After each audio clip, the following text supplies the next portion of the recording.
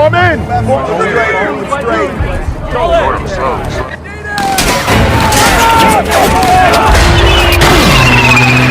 Just a ricochet.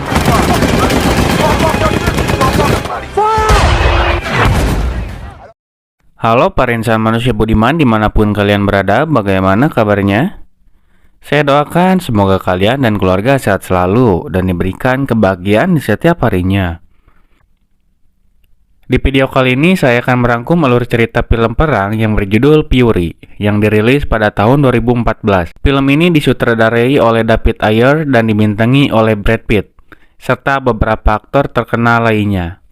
Mengisahkan sebuah peleton Amerika yang ditugaskan untuk masuk ke dalam wilayah musuh untuk menghadapi ratusan tentara SS Jerman.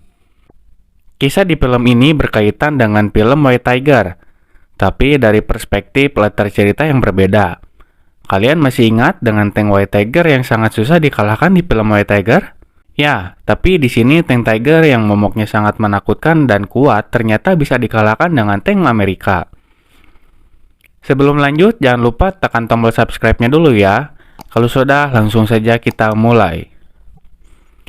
Di awal film kita diperlihatkan di sebuah tempat bekas medan pertempuran antara pasukan Nazi Jerman melawan Amerika pada tahun 1945. Tak lama seorang perwira Nazi sedang melihat keadaan di sana dengan menunggangi kuda. Dan tiba-tiba ada seorang tentara menikamnya hingga tewas. Tentara itu bernama Donward Daddy Collier. Dia seorang sersan dari divisi tank Angkatan Darat Amerika dengan tanknya yang dijuluki Fury. Dalam pertempuran tersebut hanya mereka yang berhasil selamat. Akan tetapi Don telah kehilangan salah satu gurunya yang bernama Ray. Don bersama gurunya berusaha memperbaiki tank yang rusak supaya bisa berjalan lagi dan akhirnya tank bisa diperbaiki. Alright, move out. Get us out of here. Namun saat perjalanan kembali ke markas, mereka diserang oleh tentara Jerman. Beruntungnya mereka berhasil selamat. Rain's coming. Setibanya di markas, mereka disambut oleh para tentara yang lain. Mereka mengira tidak ada yang selamat dari pertempuran tersebut. Thought you were dead. Semua kru tank Fury terlihat sangat terpukul atas kehilangan Ray, sampai Don tidak kuasa menahan kesedihannya. Lalu ia pun pergi sejenak untuk melepaskan rasa pedihnya akibat peperangan. Tak lama seorang prajurit yang bernama Norman memberitahu Don kalau dirinya ditugaskan bergabung dengan grup Fury untuk menggantikan Ray yang telah meninggal.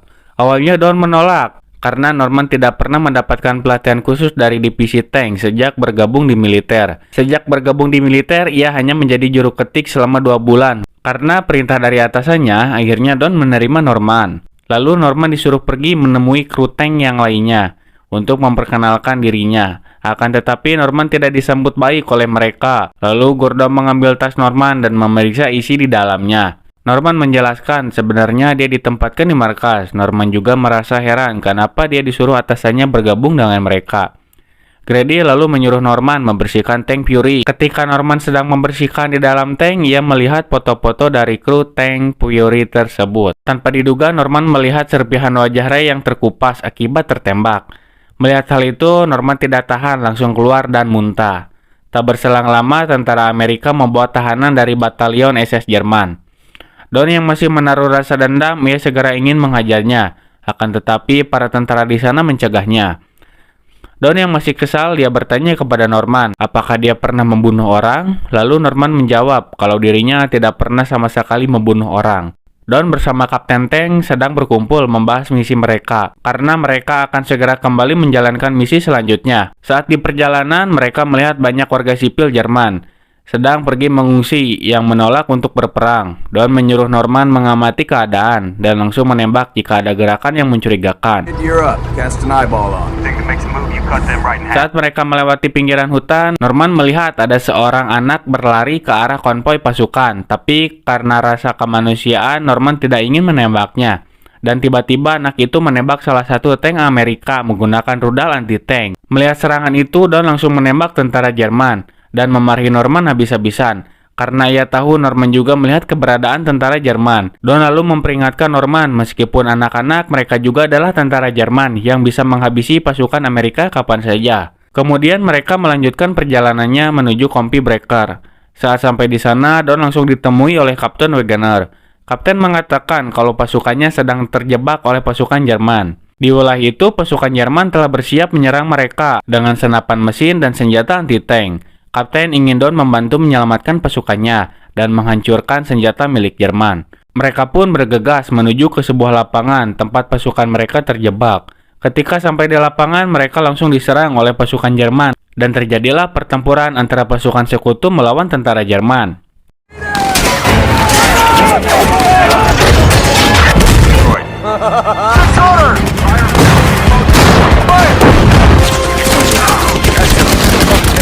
Setelah pertempuran yang cukup sengit, akhirnya tentara Jerman berhasil dikalahkan. Kemudian tentara Amerika berhasil menahan tentara Jerman yang selamat. Don menyuruh Norman untuk membunuh tentara Jerman, akan tetapi Norman malah menolaknya. Mendengar hal itu, Don sangat marah dan ia mengatakan tentara itu akan membunuhmu atau kau yang akan membunuh. Norman yang masih kekeh tidak mau, lalu Don memaksa dan menembak tentara Jerman itu hingga tewas. Do it, Norman. Di saat mereka sedang beristirahat, Gordon memberitahu Norman, ia mengenal Don. Ia adalah sosok pemimpin yang tangguh dan memastikan keselamatan seluruh timnya. Mereka selalu bersama sejak pertempuran di Afrika. Gordon juga mengatakan bahwa dia tidak pernah mau ikut perang jika tidak bersama timnya. Di tengah perbincangan mereka, tiba-tiba Don datang, lalu mengatakan mereka akan berangkat dalam 15 menit. Kini mereka harus pergi lagi melanjutkan misinya. Di sepanjang jalan, mereka melihat ada banyak anak-anak yang telah digantung, serta di badannya bertuliskan, "Aku adalah seorang pengecut yang menolak berjuang untuk Jerman." Karena tentara Nazi Jerman tidak segan-segan menggantung warganya sendiri jika tidak mau ikut berperang melawan sekutu. Singkat cerita, tim Fury telah sampai di sebuah kota yang kondisinya sudah hancur berantakan. Ketika Don bertanya kepada warga tentang keberadaan tentara Jerman, tiba-tiba orang itu ditembak oleh sniper. Dan terjadilah baku tembak melawan tentara Jerman.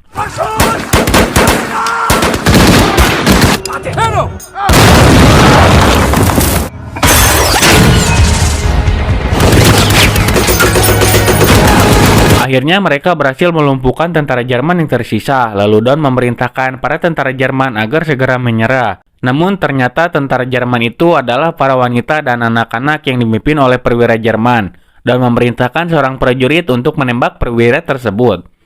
Karena dialah yang menggantung warga sipil yang menolak untuk berperang.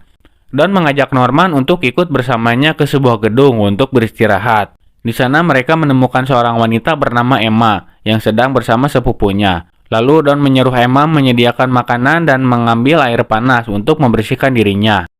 Norman yang melihat ada sebuah piano, kemudian ia memainkan piano tersebut dan ternyata Emma menyukainya. Di momen ini nampaknya mereka berdua saling suka.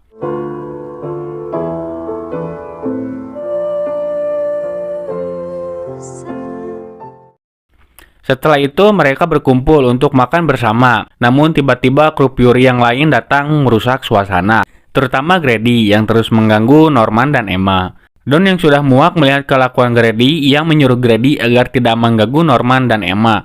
Namun Grady yang keras kepala, ia mengabaikan perintah Don. Hingga akhirnya Don kehilangan kesabaran dan menancapkan pisaunya di atas meja, sampai mereka semua pun terdiam. Tak lama seorang prajurit datang. Dia meminta tim Fury agar berangkat sekarang juga untuk menemui kaptennya yang akan memberi misi selanjutnya.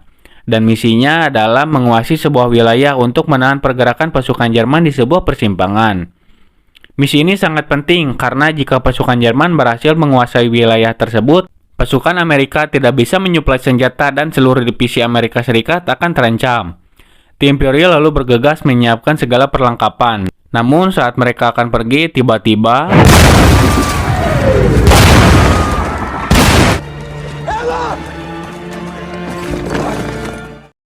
akibat serangan itu membuat beberapa tentara Amerika terluka dan gedung-gedung pun telah hancur. Di sana Norman menemukan Emma yang sudah meninggal dunia karena tertimpa reruntuhan gedung. Grady lalu mengajak Norman kembali masuk ke dalam tank Fury untuk segera pergi menjalankan misi. Saat di perjalanan, Norman terlihat sangat sedih karena telah kehilangan Emma begitu cepat. Melihat itu, Don mencoba menghibur Norman. Ia mengatakan selama peperangan dia telah banyak membunuh tentara Jerman. Don meyakinkan Norman perang ini akan segera berakhir. Tapi sebelum itu banyak orang yang akan mati. Sepertinya Norman mulai menyadari bagaimana kejamnya peperangan. Mereka pun terus melanjutkan perjalanan, dan tiba-tiba salah satu tank mereka pun tertembak. Dengan cepat mereka mencari tahu tembakan itu berasal, dan ternyata mereka diserang oleh sebuah tank White Tiger milik Jerman yang terkenal sangat kuat dan mematikan. Kemudian salah satu tank Amerika mengajak mereka pergi daripada harus bunuh diri melawan tank White Tiger. Akan tetapi Don bersikeras untuk mengalahkan tank Tiger yang menuju ke arah mereka. Kemudian mereka berencana menyerang secara bersamaan, dan kini hanya tersisa tank Fury yang akan melawan tank Tiger. Don lalu menyuruh Gordo memutar tank Fury ke arah belakang. Ia akan menembak bagian belakang tank White Tiger. Setelah bidikannya sudah tepat, Don langsung menyuruh menembak. Shit! Bible steady! Again!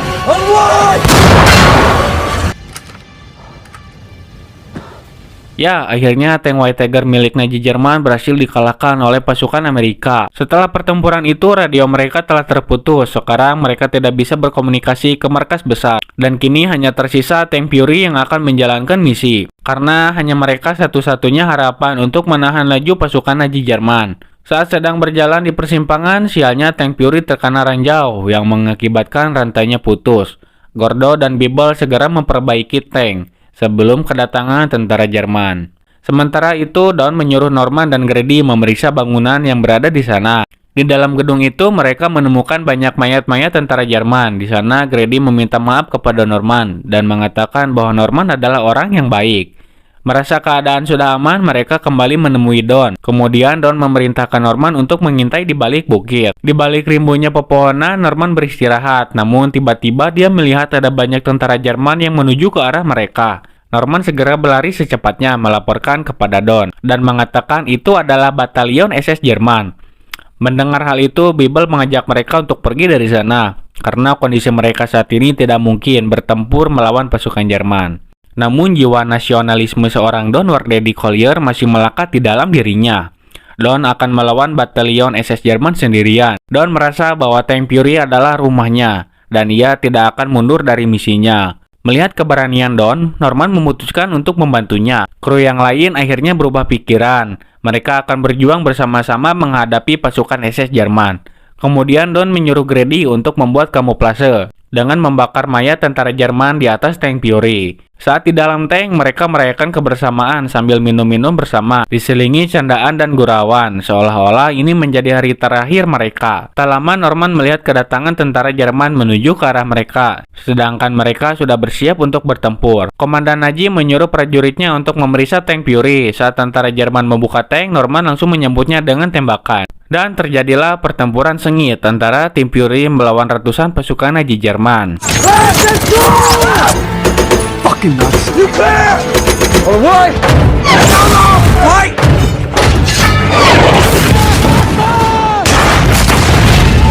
First right!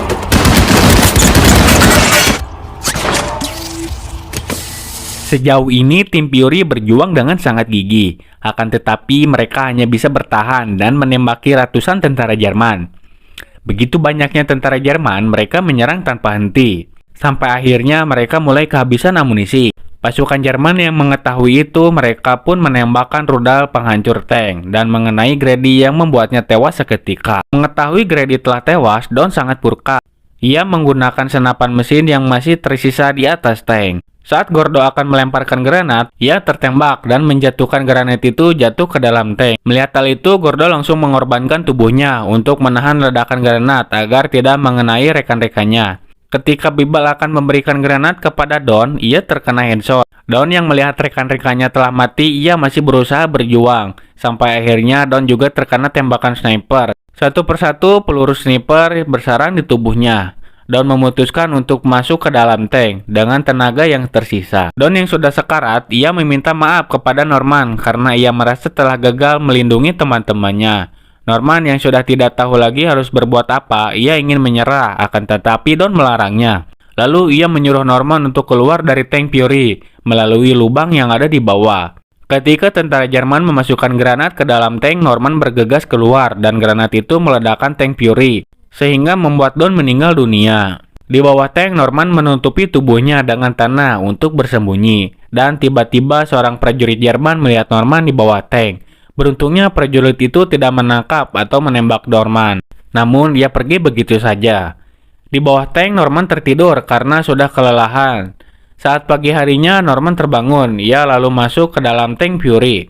Di sana ia melihat jasad Don untuk terakhir kalinya. Kemudian Norman mendengar langkah kaki menaiki tank Fury. Norman segera mengambil pistol dan bersiap untuk menembak. Ternyata mereka adalah pasukan tentara Amerika. Lalu tim medis mengevakuasi Norman ke dalam mobil. Saat di perjalanan, Norman termenung melihat begitu banyaknya korban peperangan karena kerakusan para pemimpin negara, dan film pun selesai. Oke, itu dia alur cerita film Fury. Bagaimana menurut kalian filmnya? Komen di bawah ya. Buat kalian yang belum subscribe, di-subscribe dulu ya, biar kalian gak ketinggalan alur cerita menarik lainnya dari One More Film. One More Film undur diri, sampai jumpa di video selanjutnya.